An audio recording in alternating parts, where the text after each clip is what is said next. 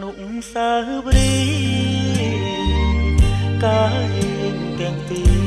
ជួបគ្នាសាស្នេហ៍ដុំបងដើរកាត់វិលស្រែយកផងភ្លៀងផងភ្លឺរអើកូនលោ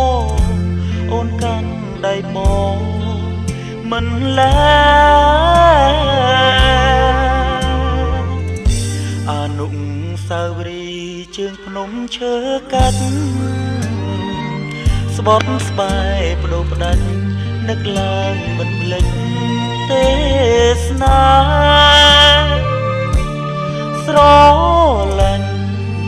គ្នាណាស់កាលនៅស្រុកខ្មែរពេលមកដល់កូរ៉េចិត្តស្រីព្រួលប្រែសាវា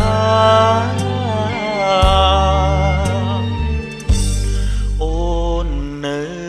ចាំទេរឿងស្នេហ៍នេះយើ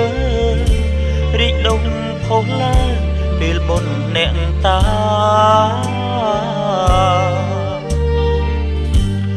មុនពេលប្រឡងអូនប្រាប់បងថាទួងដល់ទីណាក៏មិនព្រួលប្រែ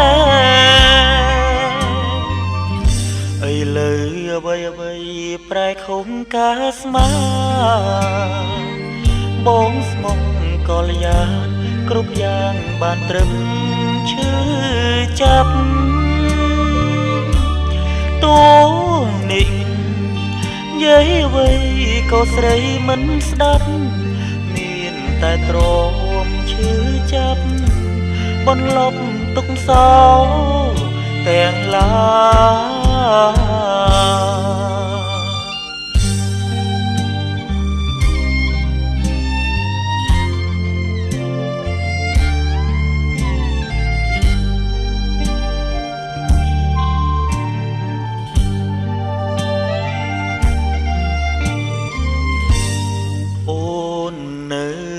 ចាំ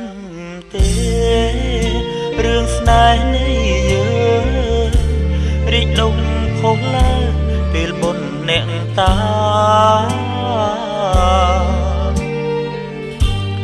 មុនពេលប្រឡងអូនប្រាប់បងថាទួងដល់ទីណាក៏មិនព្រួលប្រែលើអ្វីប្រែខំការស្មាបងស្មុំកលយានគ្រប់យ៉ាងបានត្រឹមឈឺចាប់